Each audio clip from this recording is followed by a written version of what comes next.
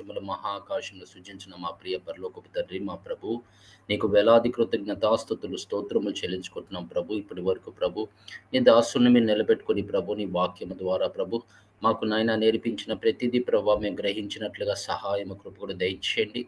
నాయన పరిశుద్ధాత్మ దేవా, నాయన నీ వాక్యంలోకి వెళ్తుండగా అయ్యా నాయన మరొకసారి మమ్మల్ని ప్రభు దర్శించండి. నీ వాక్యము ద్వారా మాతో మాట్లాడండి. అయ్యా మమ్మల్ని నాయన ఉతక స్నానం చేయించి మమ్మల్ని పరిశుద్ధపరచండి, పవిత్రపరచండి. ఇంకా నీ వైపు ప్రభా నాయన దగ్గరికి ఆకర్షించమని అడుగుతున్నాం తండ్రి. ఈ చివరి దినాల్లో నాయన ప్రభా తండ్రి దేవా, ఎలాంటి నా ప్రభా తండ్రి కుడికి గని ఎడమ గని ప్రభా నాయన మేము తొట్టు వెళ్ళకుండా ప్రభా సహాయము కృప కూడా దయచేయమని అడుగుతున్నాం. నాయన నువ్వు సర్వశక్తి గల దేవుడివి. నాయన బిడ్డలను ఎంతో ప్రేమించి ప్రభు నీ ప్రాణం ఇచ్చి చనిపోయి పాతపెట్టబడి మూడో దినాన లేచిన వాడా నా యేసు ప్రభు, నీకు వేలాది కృతజ్ఞతాస్తుతులు స్తోత్రం. ప్రతి బిడ్డని దీవించు, వాళ్ళ గృహాల మీద ప్రభా నీ శుభము శాంతి పలుకుతున్నాం ప్రభు. నాయన సమస్యలన్నీ ప్రభా నాయన మీరు తొలగించమని, సమస్త కీర్తి ఘనత మహిమ మీకే ఆరోపిస్తూ త్వరలో రానై ఉన్న నజరేడని యేసుక్రీస్తు ప్రభు శక్తి గల నామంలో అడిగి వేడుకుని పొందుకున్నాము మా తండ్రి. ఆమేన్. ఆమేన్. మనం పోయిన వారము దేవుని యొక్క సహవాసము వాళ్ళు ఆదాం అవ్వ ఎలా పోగొట్టుకున్నారో మనం చూసాం. ఆ సహవాసము కొరకు మళ్ళీ తిరిగి ఎంతో ప్రయత్నం చేసినట్లుగా మనం చూస్తాం. మనిషి ఆదాము తర్వాత తన కుమారుడు ఏబెల్ చనిపోయిన తర్వాత మళ్ళీ దేవుడి దగ్గరికెళ్ళి మొరపెట్టినప్పుడు దేవుడు ఆళ్ళ ప్రార్థన ఆలకించి ఆయనకి మరొక కుమారుడిని సేతుని ఆయన అనుగ్రహించినట్లుగా దేవుడి వాక్యంలో తెలుస్తుంది. వాళ్ళు దేవుడితో సహవాసం చేశారు. ఎందుకంటే మనకి అనేక గ్రంథాలు మన బైబిల్‌లో అయి దాన్ని యాడ్ చేయలేదని మీకు పోయినసారి చెప్పాను.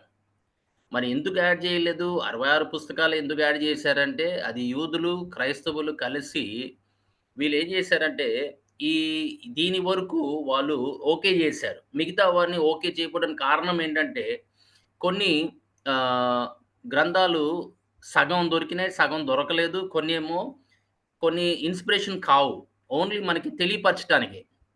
ఆ సమయంలో ఏం జరిగింది అని తెలియపరచటానికి కొన్ని గ్రంథాలు రాయబడి ఉంది. మనం అనుకుంటాం మోషే ఒక్కడే రాసాడు అనుకుంటూ ఉంటాం. కాదు దేవుని సంగమా. అనేక ప్రవక్తలు రాశారు. అనేక సొలొమోన్ గ్రంథాలున్నాయి. ఇప్పుడు సొలొమోను ఎన్ని సామెతలు రాశాడు? ఏమా? 31 అధ్యాయం సామెతలు. 3000 సామెతలు రాశాడంట. మరి 3000 ఉన్నాయా మన దాంట్లో? లేదు. 1005 పాటలు పాడాడంట. ప్రభు గురించి పాటలు రాశాడు. అయి ఉందా? లేదు, దావీదు కాదమ్మా, సొలొమోన్. దావీదు రాయటం వేరే, సొలొమోన్ రాయటం వేరే. ఓకే. కానీ అయి ఉన్నాయా? లేవు. మరి అయి ఎక్కడున్నాయి? ఎక్కడ రాసుంటాడు? ఎప్పుడైనా గ్రహించండి. ఇప్పుడు ఈ 66 పుస్తకాలు కలపడానికి కారణం ఏంటో మనం తెలుసుకోవాలి. మిగతా బుక్‌లు ఎందుకు వదిలేశారనేది తెలుసుకోవాలి. అయి పోయినియా? తెలీదు. అయి ఉన్నాయా? తెలీదు. కానీ కొంతమంది ఉందని చెప్తారు. కొంతమంది లేదని చెప్తారు. కానీ కొన్ని గ్రంథాలు ఉన్నాయి. నేను చదివాను. దాంట్లో వివరించి రాసిన వాటిలో అంటే బైబిల్‌లో లేని వాటిలో మిగతా కథ అంతా అక్కడ రాసుకుంటూ వచ్చారు. ఎందుకంటే మోషే రాసే సమయంలో కూడా వేరోళ్ళు కూడా రాశారు ఆ సమయంలో. ఎందుకంటే వాళ్ళు ప్రయాణం రాశారు. వాళ్ళ ప్రయాణంలో ఏం జరిగిందో కొంతమంది రాశారు. అందుకే మనము ఎప్పుడన్నా గాని కొంతసేపు మనం ధ్యానిస్తే గనక మనకి మన ఆన్సర్ మనకి దొరికిద్ది. ఎక్కడో ఒక చోట దొరికిద్ది. ఎందుకంటే మనము సత్యము వెతికేవారుగా ఉండాలి. ఆ యొక్క ఎందుకు ఇంతవరకే రాశాడు అని జెప్తే ఎక్కడో దొరికిద్ది మనకి. అది ప్రభువు వలన తెలియపరచటమో, పరిశుద్ధాత్మ ద్వారా తెలియపరచటమో, లేపోతే లేఖనములు వేరే లేఖనముల ద్వారా మనకి తెలియపరచబడుతుంది. కానీ ఇక్కడ వీళ్ళిద్దరూ విడిపోయినప్పుడు అక్కడ ఆదాం, అవ్వ ఎంతో బాధపడుంటారని చెప్పాను మీకు పోయినసారి. వాళ్ళు ఎంత బాధపడ్డారంటే, వాళ్ళు ఈ పోగొట్టుకున్నవన్నీ ఎప్పుడు గుర్తించుకునేవారు. ఏం పోగొట్టుకున్నాం? మనమేమంటాం, పోతే పోయిందిలే జరిగింది ఇప్పుడు చూసుకుందాం అన్నాడు. కానీ పోగొట్టింది చాలా విలువైందని వాళ్ళు ఏడిచారు. మనమేమో తీసి పారేస్తాం. వాళ్ళు పాపం జేశారు. వాళ్ళు ఇలా బయటికొచ్చేసారు.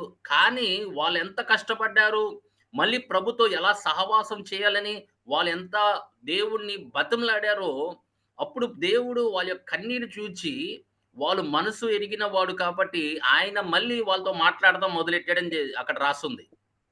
ఏమని రాసుందంటే, నేను దిగి వస్తా. ఇప్పుడు పాపము ఎంటర్ అయింది. ఆదాముకి సమస్తము దేవుడు ఆయనకి తెలియపరిచాడు. ఆయనకి ఎందుకంటే దేవుడికి మన సమస్తం ఎరిగిన వాడు. ఏం జరగబోతుంది కూడా ఆయన చెప్పాడు. ఆదికాండం 3:15లో మనం చదువుతాం. మొదటి ప్రవచన అది. ఆ ప్రవచనంలో వివరించి ఆదాము చెప్పాడు. నేను దిగి వస్తా ఒక దినాన్న. ఆ దిగి హ్మ్. వచ్చినప్పుడు నీ పాపాలన్నీ క్షమించబడతాయి.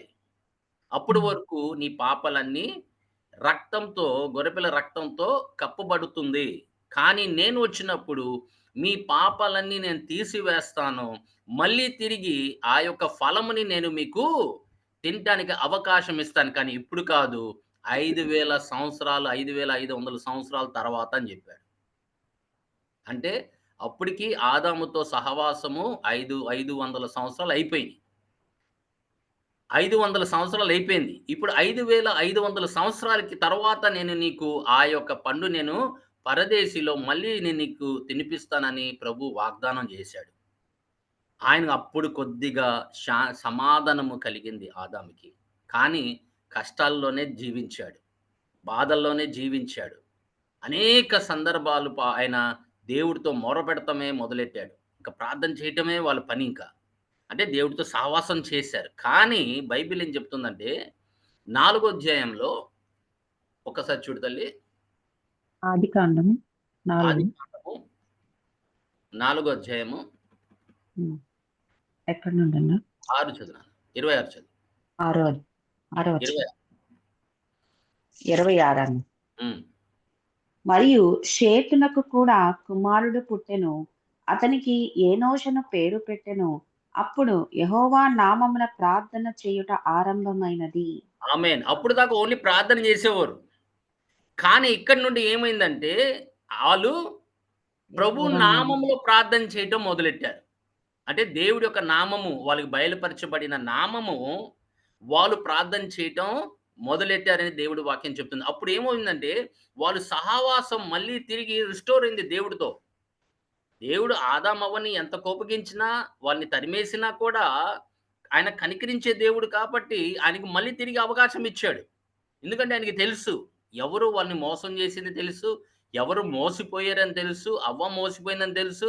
అవ్వ మోసిపోవటం కాక తన పక్కనున్న భర్త కూడా ఆ యొక్క పండు తినటానికి ఆమె ఇచ్చినప్పుడు ఇద్దరు నంగినమైపోయి వాళ్ళు దాక్కుంటం మొదలెట్టారని దాంట్లో మనకు తెలుస్తుంది.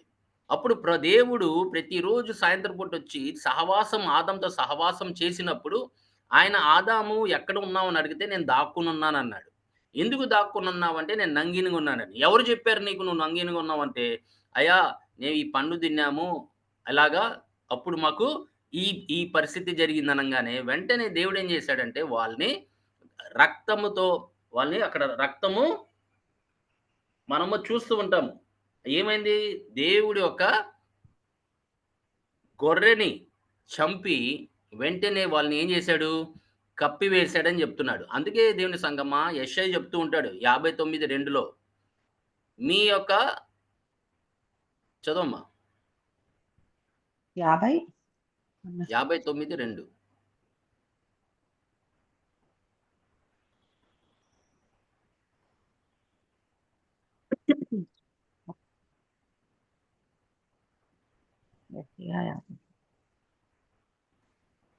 యెషయా గ్రంథము 59. మీ పాపములు ఆయన ముఖమును మీకు మరుగుపరచెను కనుక ఆయన ఆలకింపకున్నాడు. ఆమేన్. ఎందుకు వాళ్ళ మధ్యలో గోడ కట్టాడు? ఎందుకంటే వాళ్ళు పాపం చేశారు. వెంటనే తరిమేశాడు.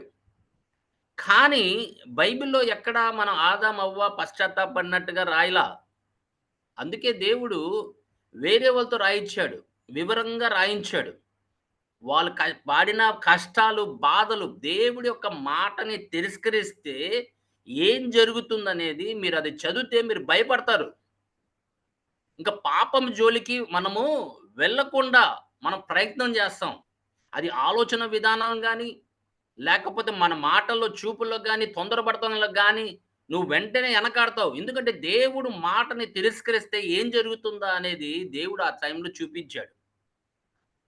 కానీ కృప కలిగిన దేవుడు, జాలి కలిగిన దేవుడు, దయ కలిగిన దేవుడు తన ప్రభువైన యేసుక్రీస్తు తన కుమారుడైన యేసుక్రీస్తు ద్వారా ఆయన మనల్ని దేవుడితో సమీపంగా తీసుకొచ్చాడు. తన రక్తము ద్వారా. అంటే రక్తము దేని నిమిత్తము ఆయన కార్చాడు?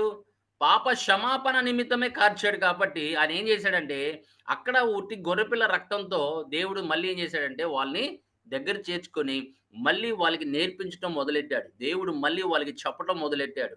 వాళ్ళు దేవుడిని ఎంత బతిమలాడతారో, మరొక్కసారి మాకు అవకాశం ఇవ్వండి. మళ్ళీ మేము ఏదెన్‌లోకొచ్చి, తోటలోకొచ్చి ఆహ్, ఆ యొక్క పండుని తింటామంటే, మీరు తినటానికి వీలు లేదు. లేదు. ఎందుకంటే మీరు తింటే నిరంతరముగా మీరు ఇలాగే ఉండిపోతారు.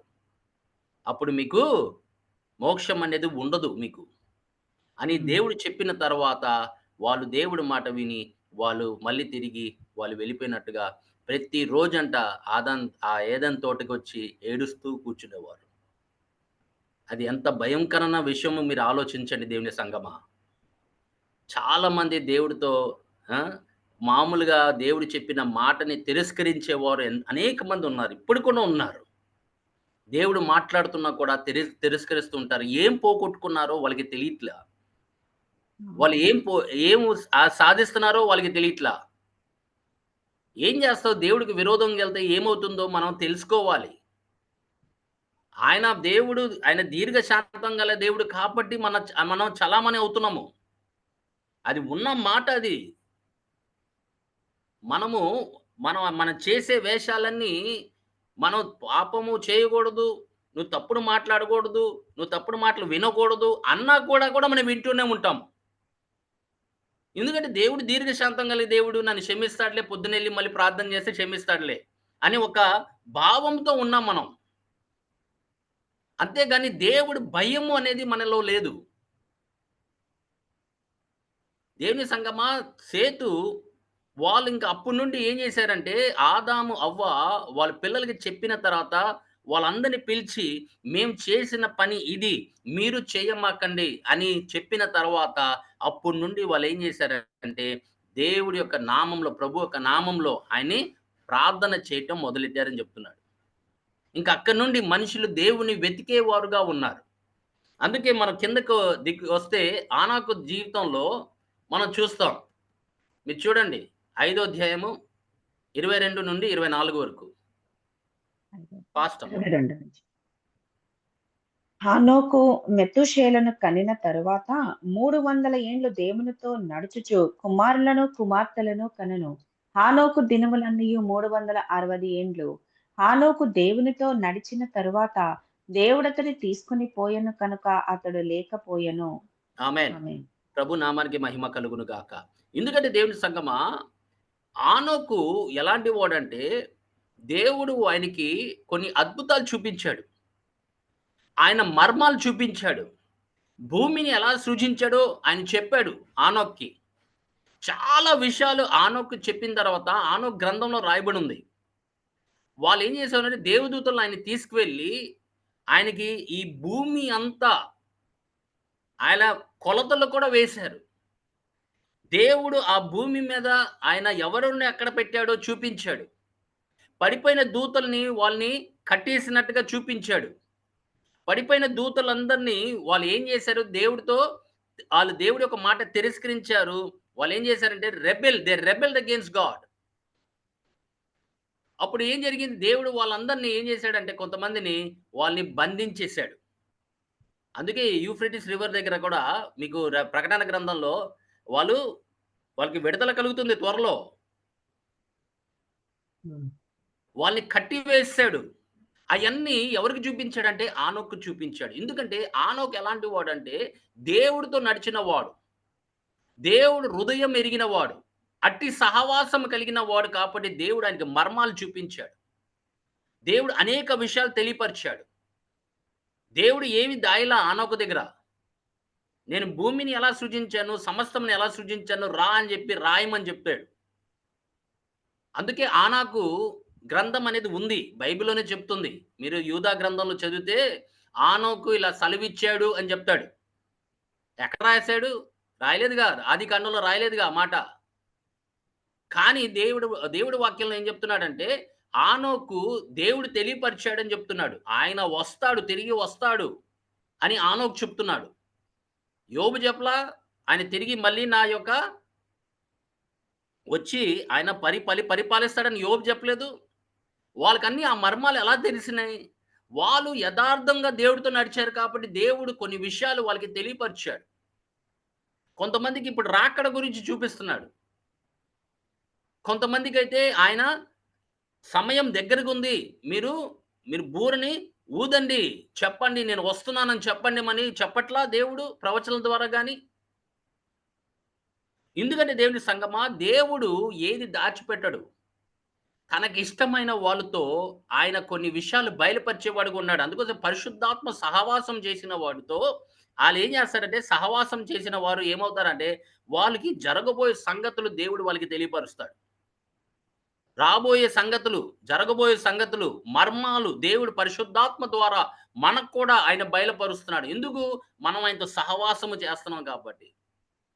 అందుకే ఆనోకు గురించి కూడా దేవుడు ఎంత గొప్పగా రాసాడంటే ఆ గ్రంథంలో ఆయనకి వివరించి దేవుడు సమస్తము ఆయనకి తెలియపరిచాడు. ఇప్పుడు ఆ గ్రంథం ఎక్కడుందంటే ఇథియోపియాలో ఉంది. వాళ్ళ దగ్గర ఉంది. వాళ్ళు దాచిపెట్టుకున్నారు వాళ్ళ సంఘంలో. వాళ్ళు దేవుడి యొక్క మర్మాల్ని ఇథియోపియా సంఘము ఇప్పటికి ఇథియోపియా అందరూ వెళ్ళిపోతున్నారనుకోండి యూదులు. వాళ్ళు మొన్న పోయిన వారం కూడా ఒక 24 మంది ప్లేన్ ఎక్కి వెళ్ళిపోయారు. ఇంకా కొంతమందున్నారంట ఇథియోపియన్ జ్యూస్. వాళ్ళు వెళ్తున్నారు త్వరలోనే. వాళ్ళేం చేశారంటే, దేవుడు అప్పుడు తన ప్రజలతో మాట్లాడిన మాటలు గాని, వాళ్ళు రాసినవయన్నీ వాళ్ళు జాగ్రత్తగా దాచిపెట్టుకున్నారు. అందుకే దేవుని సంగమా, మనము కూడా దేవుడితో సహవాసము, దేవుడితో నడిచినడెలా, దేవుడు మనకు కూడా అనేక విషయాలు బయలుపరుస్తాడు. ఆయన పక్షపాతం చూపియడు దేవుడు. తన హృదయము కొరకు వెతికేవారిని, ఆయన నడకని ఇష్టపడేవారిని, ఆయన మనిషిని ఒక్కసారి ఆయన గ్రహించాడనుకో, ఈ మనిషి నా నా నా కొరకు నా విషయాల గురించి తెలుసుకోవాలని ఆశపడుతున్నాడంటే, దేవుడు ఆయనతో కూర్చొని మాట్లాడే విధానాలు ఉన్నాయి చాలా. అందుకే దేవుని సంగమా, సహవాసం అనేది దేవుడితో సహవాసం అనేది ఆషామాషా కాదు. ఎళ్లి కూర్చొని ప్రార్థనని బాధలు చెప్పడమే కాదు. ఎళ్లి 2 పాటలు పాడటమే కాదు. ఆయన హృదయాన్ని మనం తెలుసుకోవాల్సిన అవసరం ఉంది. ఆయన ఎలాంటి వ్యక్తి అనేది ఆయన క్యారెక్టర్ ఏంటి? ఆ క్యారెక్టర్ నాలో ఉండాలని ఆశపడాలి నువ్వు. అందుకే దేవుడితో నడిచిన వారు అంటున్నాడు. పాత నిబంధనలో చాలా మంది ఉన్నారు దేవుడితో నడిచిన వారు. వేరే వ్యక్తి నోవా లేడు? 6వ అధ్యాయము 9వ వచనంలో ఏం చెప్తున్నాడు నోవా గురించి చూడండి. నోవాహు వంశావళి ఇదే. నోవాహు నీతిపరుడును, తన తరములో నిందారహితుడనై ఉండెను. నోవాహు ఆమేన్. తన దేవునితో తరములో నిందారహితుడుగా ఆయన జీవించాడని దేవుడి వాక్యం చెప్తుంది. మరి మన తరంలో మనం ఎలా ఉన్నాము? నేను పోయినసారి చెప్పా. నీ సాక్ష్యము చాలా చాలా చాలా మనం భద్రంగా దాచుకోవాలి. ఎందుకంటే నీ సాక్ష్యం గొప్పదై ఉండాలి. ఒక్క మచ్చ, దాగు లేకుండా మన సాక్ష్యాన్ని మనం నిలబెట్టుకోవాలి అని చెప్పాను నేను. దేవుని సంగమా, వాళ్ళు నిందారహితులుగా దేవుడితో ఉన్నారని చెప్తున్నాడు. కొత్త నిబంధనలో కూడా చెప్తున్నాడు. అదే మాట కొత్త నిబంధనలో చెప్తున్నాడు. నువ్వు నిందారహితుడిగా నువ్వు జీవించాలి ప్రభు రాకడ ముందు. మన సహవాసము దేవుడితో ఆషామాష కాదండి దేవుని సంగమా. మనం యథార్థంగా ఆయన్ని వెతకాలి. యథార్థంగా మనం పాడాలి. యథార్థంగా చదవాలి. వాక్యం యథార్థంగా చదవాలి. ఆ వాక్యంలో ఉన్న మర్మాలు ప్రభు దగ్గర తెలుసుకోవాలి. పరిశుద్ధాత్మ ద్వారా మనం తెలుసుకోవాలి. అందుకే దేవుని సంగమా, వాళ్ళు ప్రతి వారు దేవుడితో నడిచిన ప్రతి వారికి దేవుడు ఏదో రూపంలో నోవానైతే అనాకునైతే ఆయన తీసుకువెళ్ళిపోయాడు. కానీ నోవాకైతే ఏం చేశాడు? ఆయన తన కుటుంబాన్ని రక్షించాడు. నోవా వలన. నేను చెప్పాను పోయినసారి ఒక్క వ్యక్తి వలన మనము చాలా చేయవచ్చు. మన కుటుంబమే కాదు, మన బంధుమిత్రుల్ని కూడా మనం రక్షించడానికి ప్రయత్నం చేయాలి. కాకపోతే ఏంటంటే, మనం దేవుడి దగ్గర యథార్థంగా ఉండాలి. నిందారహితుడిగా మనం జీవించాలి. మన తరంలో కూడా మనం నిందారహితుడిగా జీవించాలనే కోరిక ఉండాలి. మన మీద మచ్చ, దాగు ఎలాంటిది ఉండడానికి వీలు లేదు. ఆయన ఇచ్చిన రక్షణ వస్త్రం మనం కాపాడుకోవాలి. అందుకే దేవుని ఆరోధ్యాయం 8వ వచనంలో చెప్తాడు చూడండి. 6 అయితే నోవాహు యెహోవా దృష్టియందు కృప పొందినవాడాయెను. ఆమేన్. ఏం పొందుకున్నాడు? కృప. నువ్వు కూడా నిందారహితుడు నడిస్తే దేవుడు నీకు కూడా కృప ఇస్తాడు. అనుదినం కృప ఎముడి కృప ఇవ్వట్లా మనకి? నీకు ప్రతి విషయంలో కృప కావాలి. ఏది చేయాలన్న కృప కావాలి. కృప లేకుండా మనం ఏమి చేయలేము. దేవుని సంగమా, ఆ విధంగా మనం సహవాసము చేయగలిగితే గనక, ఆయన్ని వెతికేవాడుగా ఉంటే గనక, దేవుడు నీకు అద్భుతాలు చూపిస్తాడు. దేవుడు నీకు మర్మాలు చూపిస్తాడు. దేవుడు నీకు జరగబో సంగతులు చూపిస్తాడు. కాకపోతే ఏంటంటే, మన రక్షణ మనం కాపాడుకోవాలి. Our fellowship with God is very, very important. అందుకే అంటున్నాడు కదా! ఇయన్నీ దేని కొరకు రాయబడింది? దీంట్లో నుంచి మనం నేర్చుకోవడానికే కదా! కొత్త నిబంధనలు ఎందుకు రాశాడు? రోమీయులకు రాసిన పత్రిక 15:4లో, కొరింథీయులకు రాసిన మొదటి పత్రిక 10వ అధ్యాయంలో ఏం చెప్తాడు? ఇయన్నీ దేనికి రాశాడంటే, మనం వాటిలోంచి మంచిది తీసుకొని నేర్చుకోవాల్సిన అవసరం ఉంది కాబట్టి. వాళ్ళ జీవితాన్ని చూసి మనం నేర్చుకోవాల్సిన అవసరం ఉంది. మన కొత్త నిబంధన వారం. కానీ కొన్ని మంచి విషయాలు పాత నిబంధనలో కూడా రాయబడి ఉంది. కొత్త నిబంధనలో ఎవరున్నారమ్మా? దేవుని వెతికిన వాడు అని చెప్తాడా ఎక్కడన్నా? కాకపోతే ఏంటంటే, మన సహవాసం అక్కడి దాకా రావాలి. ఆమేన్. మనం ఆళ్ళంతా వాళ్ళు గొప్పోళ్ళు కాము. కానీ దేవుడు మనకు కూడా అవకాశం ఇస్తున్నాడు. మనం దేవుడు మోషే కన్నా గొప్పవాళ్ళం కాదుగా మనం.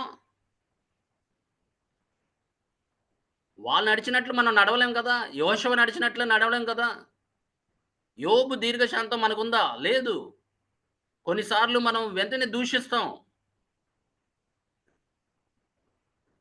దేవుని సంగమా, మనం అనేక విషయాల్లో మనం నేర్చుకోవాలంటే దేవుడితో సహవాసం చేయాలి. వాళ్ళు ఏంటంటే, దేవుడు వాటిలో నుండి, దేవుడు మన కొరకు ఏం సిద్ధపరిచాడు అనేది తెలుసుకునేవారుగా ఉన్నారు. ప్రభువా, నీ సన్నిధిలోకొచ్చాను. నా కొరకు ఏం సిద్ధపరిచావు అనేది తెలుసుకోవాలి. నీ చిత్తం ఏమున్నది తెలుసుకోవాలి. దేవుడు బయలుపరిచే దేవుడై ఉన్నాడు. అందుకే మన సహవాసము చాలా పరిశుద్ధమైనది. నువ్వు దేవుడి సన్నిధిలో కూర్చున్నప్పుడు దేవుడు నీతో వస్తున్నాడు. నీ స్తుతుల మీద ఆసీనుడై ఉన్నాడని చెప్తున్నాడు.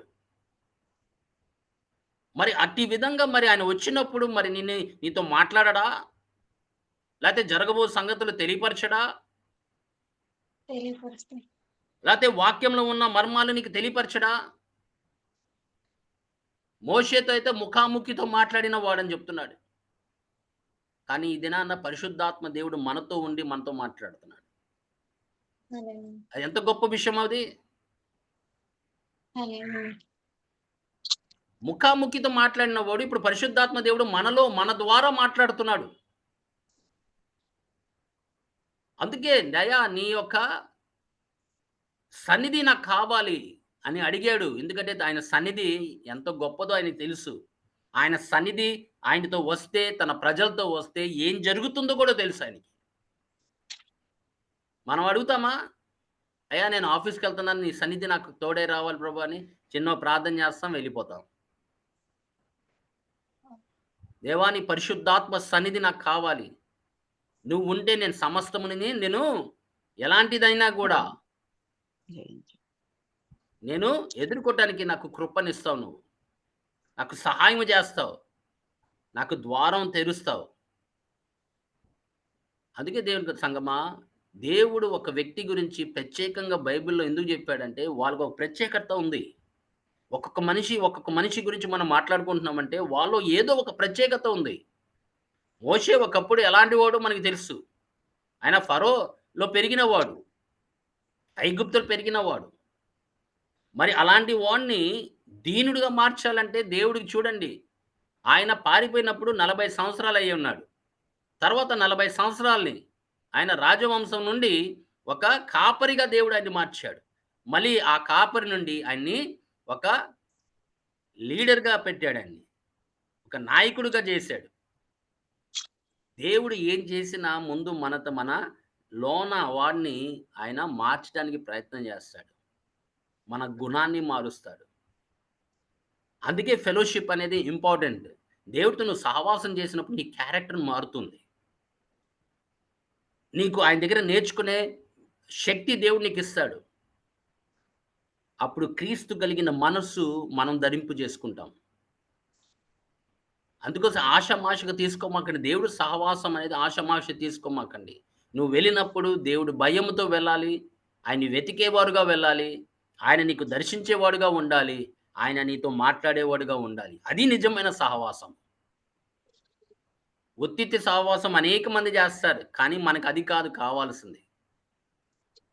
దేవుడు మనతో మాట్లాడే దేవుడు అని చెప్తున్నప్పుడు మన మాట వినాలి కదా! ఆ స్వరం వినాలి కదా!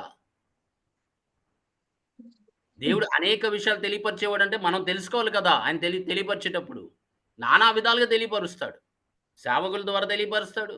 దర్శనాల ద్వారా తెలియపరుస్తాడు. కళల ద్వారా తెలియపరుస్తాడు. వాక్యము ద్వారా తెలియపరుస్తాడు.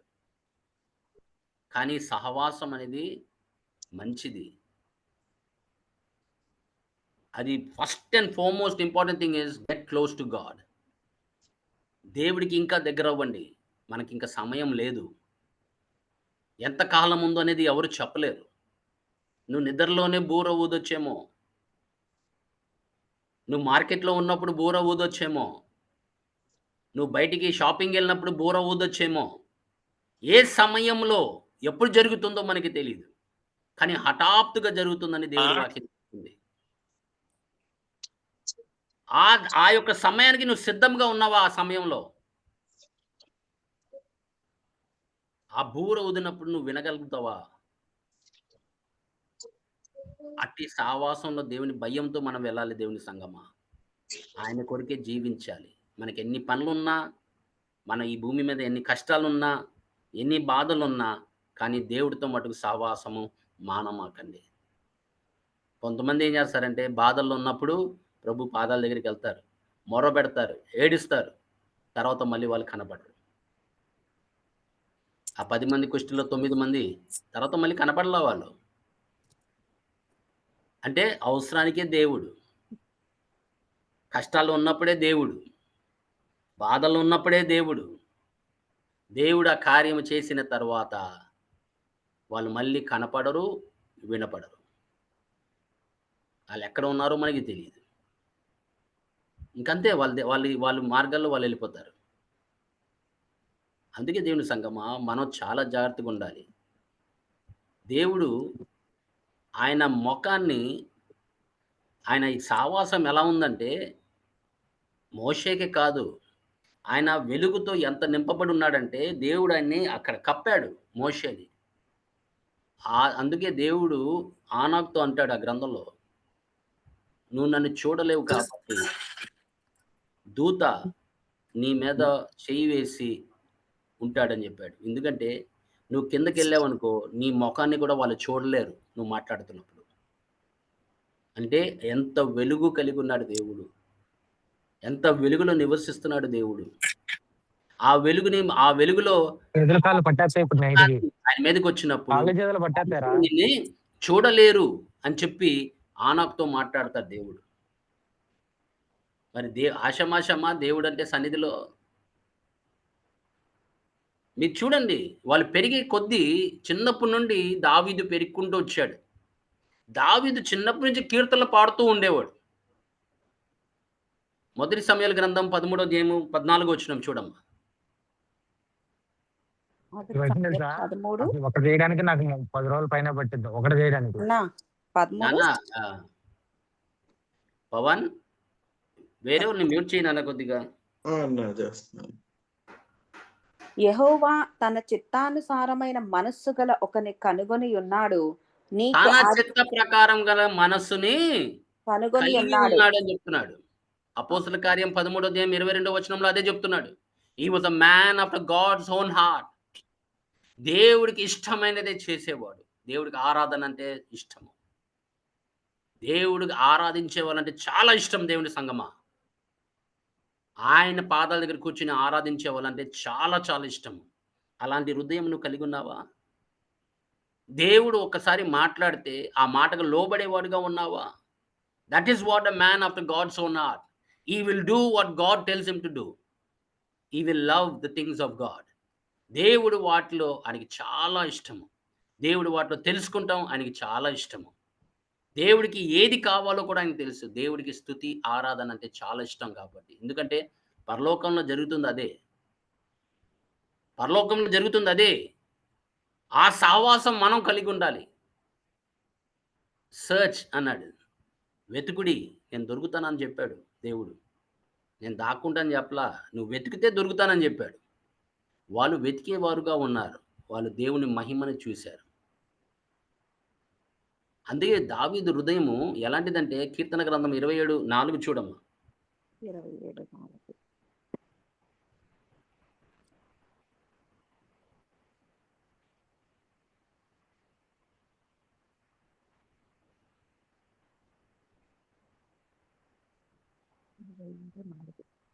యెహోవా యొద్ద ఒక్క వరము అడిగితిని, దానిని నేను వెదకుచున్నాను. యెహోవా ప్రసన్నతను చూచుటకును, ఆయన ఆలయములో ధ్యానించుటకును, నా జీవిత కాలమంతయు నేను యెహోవా మందిరములో నివసింపగోరుచున్నాను. ఆమేన్. మీరు చెప్పండి ఎంతమందికి ఆ కోరిక ఉంది చెప్పండి? నేను దేవుని చూడాలి. దేవుడి మందిరం నేను ధ్యానం చేయాలి. ఆయన సన్నిధిలో కూర్చొని ఆయన ముఖ కాంతి నా మీద పడాలి. ఆ! ఎంత ఇష్టంగా మనకు దేవుడి సన్నిధిలో కూర్చుంటాం ఒకసారి ఆలోచించండి. 2 పాటలు పాడి వెళ్ళిపోవటం కాదు. నీ కష్టాలు ఆయన పాదాల దగ్గర చెప్పి వెళ్ళిపోవటం కాదు.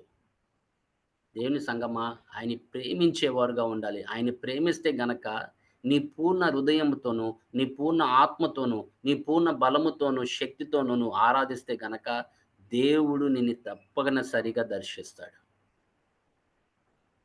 చాలామంది పొందుకోపోవటానికి కారణము, చాలామంది పరిశుద్ధాత్మ స్వరము వినపోవటానికి కారణము, పరిశుద్ధాత్మ దేవుడు మాట్లాడుతున్నా గూడా వాళ్ళకి ఆ చెవులు లేవు. వినే చెవులు లేవు. వాళ్ళు చూస్తారు కానీ గ్రహించలేకపోతున్నారు. వింటున్నారు అయినా కూడా గ్రహించలేకపోతున్నారు. అందుకే వినగలిగిన చెవులు, గ్రహించగలిగిన మనస్సు దయచేయి ప్రభువా అని అడుగుతూ ఉంటాం. ఎందుకని? ఆయన మాట్లాడేటప్పుడు మనం వినాలి. ఆ స్వరము మనం వినాలి. అందుకే ఎప్పుడు దేవుడి సన్నిధి, దేవుడి సన్నిధి, దేవుడి సన్నిధి అని పలుకుతూ ఉంటాడు. 16:11 చూడమ్మ కీర్తన. 16:11. జీవమార్గంలో నీవు నాకు తెలియజేసెదవు. నీ సన్నిధిని సంపూర్ణ సంతోషము కలదు. నీ కుడి చేతిలో నిత్యము సుఖములు కలవు. ఆమేన్. ఎందుకు ఎక్స్‌పీరియన్స్‌లో చెప్తున్నాడు. In your presence there is fullness of joy. సంతోషం కలుగుతుందంట ఆయన సన్నిధిలో. మనకు సంతోషం కావాలి, ఆనందం కావాలి. కానీ ఎంతమంది దేవుడి సన్నిధిలో గడుపుతారు చెప్పండి? మనం వేరే వాళ్ళకి చెప్పడానికి, మన బాధలు చెప్పడానికి టైం ఉంది. కానీ నీ దేవుడి సన్నిధిలో కూర్చొని ఆయనతో సహవాసం చేయడానికి మనకు టైం లేదు. ఒక మనిషికి కాల్ చేసి మన సమస్యలన్నీ చెప్తూ ఉంటాము. కానీ దేవుడి సన్నిధిలో కూర్చొని ప్రభువా నిన్ను ఆరాధించడానికి వచ్చానయ్యా అని మాట్లాడే టైం మనకు లేదు. దేవుడి సంగమా దేవుడు చూడట్లేదనుకుంటున్నారా? దేవుడు వినట్లేదనుకుంటున్నారా? దేవుడికి ఏం తెలీదనుకుంటున్నామా? మనం దేనికి ప్రాముఖ్యత ఇస్తున్నామో అని ఒకసారి గ్రహించండి. దేనికి ఇంపార్టెన్స్ ఇస్తున్నావు? ఆయనకి ఇంపార్టెన్స్ ఇస్తున్నావా? మనుషులకి ఇంపార్టెన్స్ ఇస్తున్నావా? అందుకే ఏలియా అంటాడు. మొదటి రాజుల గ్రంథము 17వ అధ్యాయము 1వ వచనము.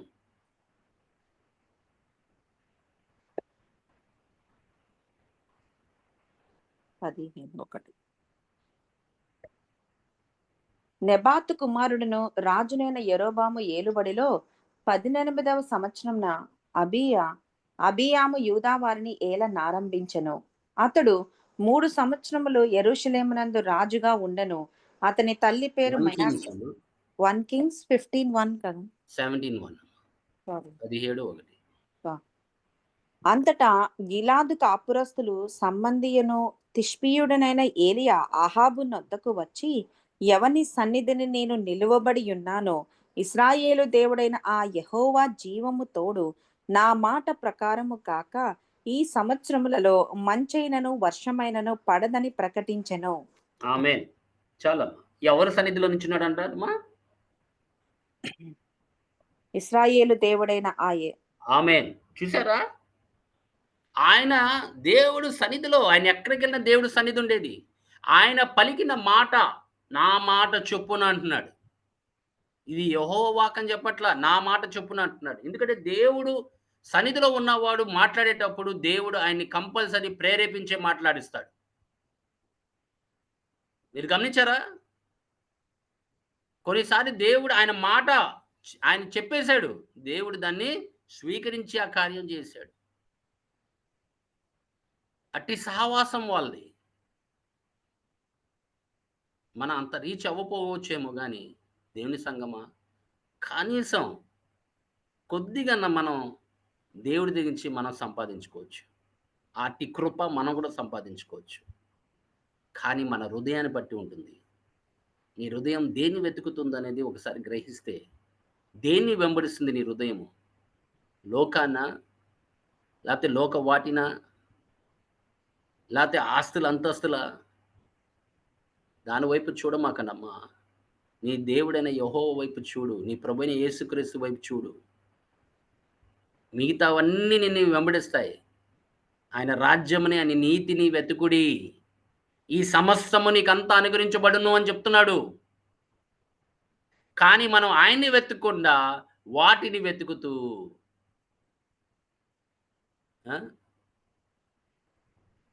ఇప్పుడు ఈ దినాల్లో ఎలా ఉందంటే, ప్రీచింగ్ ఎలా ఉందంటే, ఒక పాస్టర్ గారు, మరి నేను చెప్పొచ్చో లేదో తెలీదు గానీ, శపిస్తున్నాడమ్మా మనుషుల్ని.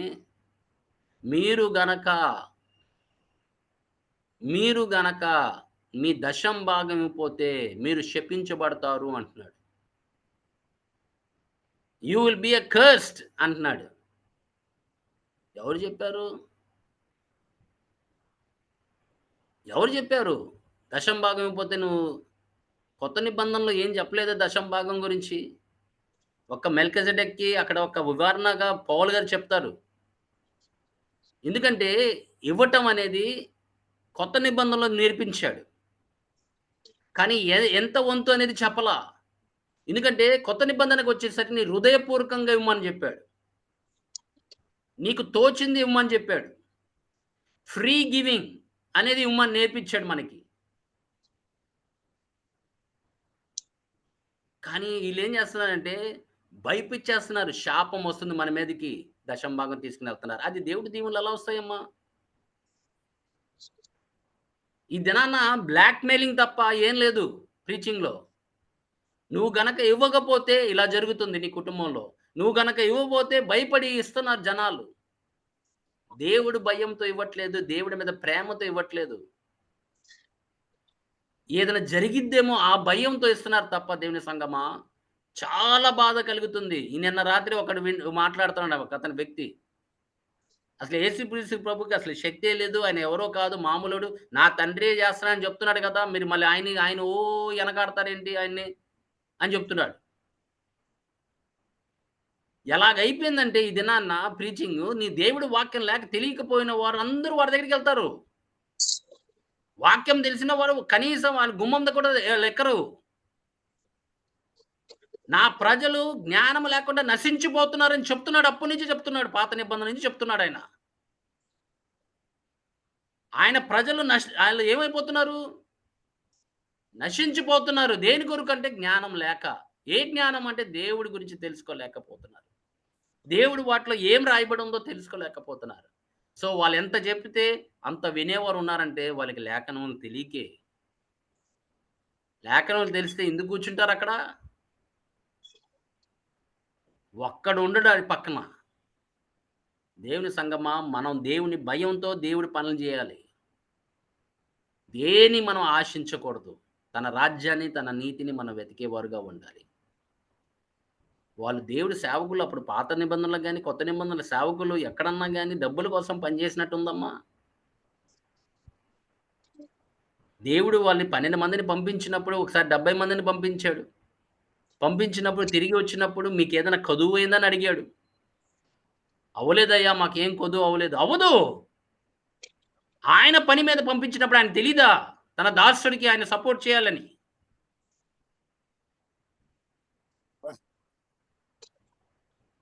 మరి డబ్బు ఆశ కోసం ఎందుకెళ్తున్నారు మరి?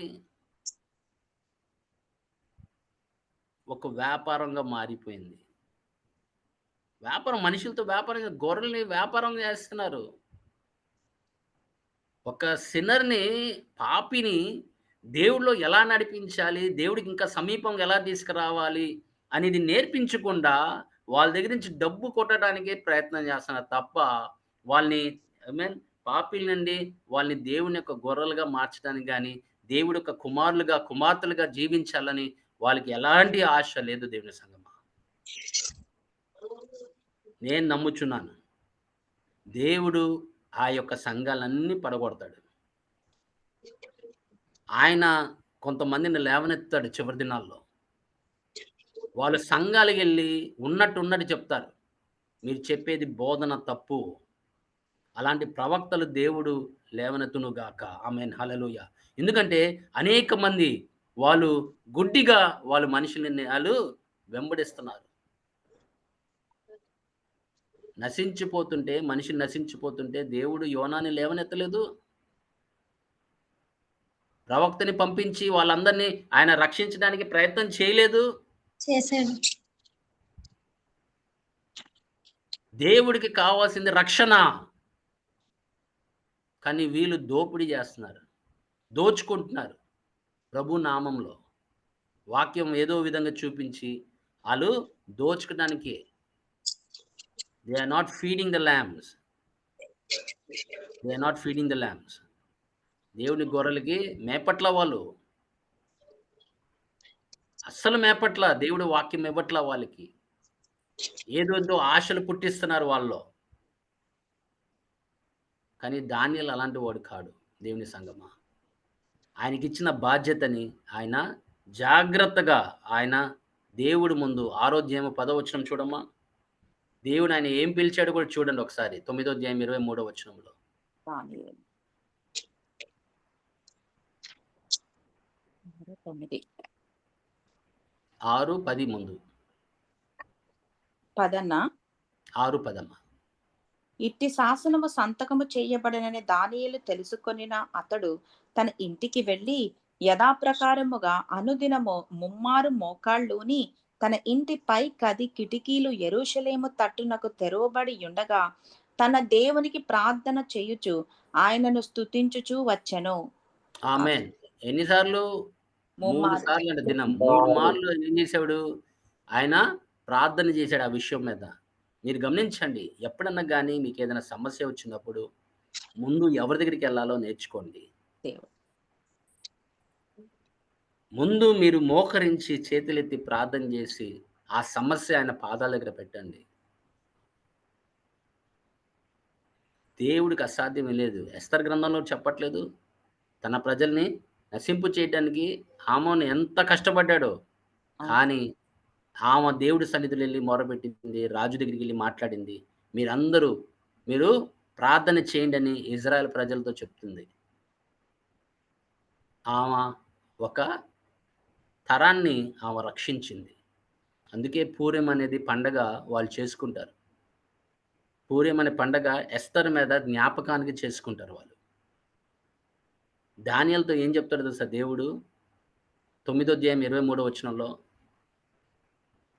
9. నీవు బహుప్రియుడవు కనుక ప్రియుడు గనుక.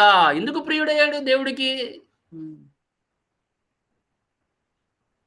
మీరు చూసారా దేవుని సంగమా?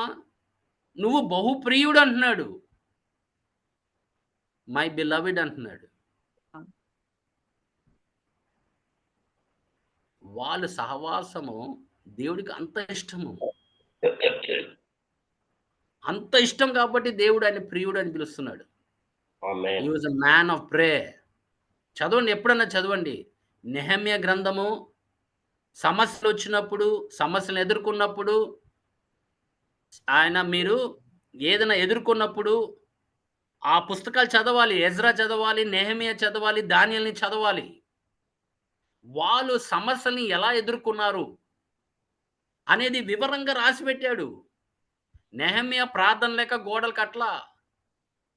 ఆయన ఎన్ని ఆటంకాలు కలిగినా కూడా ఒక చేతిలో తాపి ఒక ఖడ్గముతో ఖడ్గం. చూడండి. వాళ్ళ పని వాళ్ళు చేసుకుంటున్నారు. ఇక్కడ ప్రార్థన చేసుకుంటున్నారు. ఒక పని చేసుకుంటున్నారు, ప్రార్థన చేస్తున్నారు. వాళ్ళు అలా అలా అలా శత్రువుని జయించేవారుగా ఉన్నారు. హల్లెలూయా. అది మనం నేర్చుకోవాల్సింది. సమస్యలొచ్చినప్పుడు బాధలు పడతాం, ఏడతాం కాదు. దాన్ని ఎదుర్కోవడానికి మన ప్రయత్నం చేయాలి. మనం ప్రార్థన చేయాలి. ఆ పని చేస్తూ ప్రార్థన చేయాలి. పని చేస్తూ ప్రార్థన చేయాలి. అప్పుడు నీ జీవితంలో దేవుడి వాటిలోంచి ఆయనకి నీకు ఇష్టడుగా ఆయన ఉంటాడు. నువ్వు బహుప్రియుడిగా ఉంటావు. ఎందుకంటే ప్రతి దానికి ఆయన పాదాల దగ్గర తీసుకెళ్ళి, ప్రభువా ఈ సమస్య వచ్చింది. నాకు సహాయం దయచేయి. జ్ఞానముతో నన్ను నింపు. ఈ సమస్యని నేను ఎదుర్కోవడానికి నాకు కృప దయచేయండి. సమస్యని తీసివేయమని అడగమాకండి. చాలా మంది సమస్యను తీసుకువేయమని అడుగుతారు. ఏదైనా సమస్య వచ్చిందంటే దానికి ఏదో నీకు నేర్పించడానికి. దేవుడు వాటిలోంచి నీకు ఏదో ఒకటి నేర్పిస్తున్నాడు. అది తగ్గింపు స్వభావమా? లేకపోతే మౌనంగా ఉంటామా? లేకపోతే దీన మనసు నీకు కలిగిస్తున్నాడా ఆ సమస్యలో? ఏదో ఒక లెసన్ ఉంటుంది దాంట్లో. కానీ మనం మట్టుకు ప్రార్థన చేసేవారుగానే ఉండాలి. సావాసము చేసేవారుగానే ఉండాలి. ఎఫెసీయులకు రాసిన పత్రిక 2వ అధ్యాయం 13వ వచనం చూడమ్మా. ఎఫెసీయులు 2:13.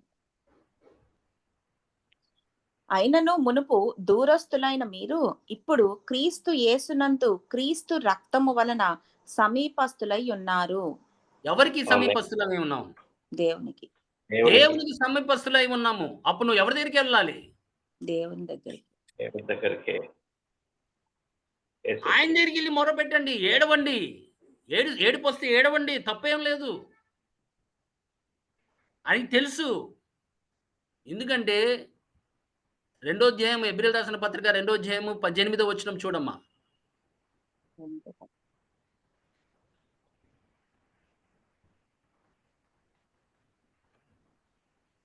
తాను శోధింపబడి శ్రమ పొందెను కనుక శోధింపబడు వారికిని సహాయము చేయగలవాడై ఉన్నాడు. ఆమేన్. చూసారా? ఆమేన్. ఆయన శోధన పడ్డాడు, శ్రమలు పొందాడు. అన్నీ ఆయనకి తెలుసు. మరి నీకు శోధన వచ్చినప్పుడు, శ్రమలు వచ్చినప్పుడు ఎవరి దగ్గరికి వెళ్ళాలి? ఆయన సహాయం చేసేవాడుగా ఉన్నాడని చెప్తున్నాడు కదా! మరి ఆయన పాదాల దగ్గర మరి పడాలి కదా! కన్నీరు కార్చేది మనుషుల ముందు కాదు కదా! ఆయన ముందు కన్నీళ్లు కార్చాలి కదా! మరి నువ్వు తప్పు వలన ఆ శోధన వచ్చిందో, లేకపోతే నువ్వు తప్పు చేయడం వలన ఆ శ్రమ వచ్చిందో, మరి ఆయన సన్నిధిలోకి వెళ్లి ఒప్పుకో. నేను తప్పు చేశాను. అనవసరంగా నేను దీనిలోంచి నన్ను జయించే కృప, శక్తి నాకు దయచేయి అన్నప్పుడు ఆయన సహాయము చేయవాడుగా ఉన్నాడంట. శ్రమలో ఉండేవాళ్ళని, శోధనలో ఉండేవాళ్ళని, ఆయన పాదాల దగ్గరికి వచ్చిన వాడిని ఎవరిని తిరస్కరించడని చెప్పాడు కదమ్మా. ఏ మాటకి ఆయన ప్రక్కకు నీకు త్రోయివేడు. He will not, amen. Is a god who will love anybody who comes and repents before him. ఎవ్వరు ఏడ్చినా, ఎవ్వరు మొరపెట్టినా, ఎవరు బాధలలో ఉన్నా కూడా దేవుడు నీకు సహాయం చేసేవాడుగా ఉన్నాడు. కానీ ఎవరెళ్తున్నాము? ఆ సమస్య గురించి మాట్లాడటమే తప్ప, ఆ సమస్య వేరే వాళ్ళతో షేర్ చేయడం తప్ప, ఏం నేర్చుకుంటున్నాం మనము? అది కాదు దేవుని సంగమ సహవాసం అంటే. సహవాసం అంటే ఆయనే నీకు సమస్తము. కష్టాల్లో, నష్టాల్లో, బాధల్లో నిలబడేది ఆయన ఒక్కడే నీతో. మనుషులు కొంతసేపు వచ్చి మనల్ని ఓదార్పు మాటలు చెప్పి వెళ్ళిపోతారు.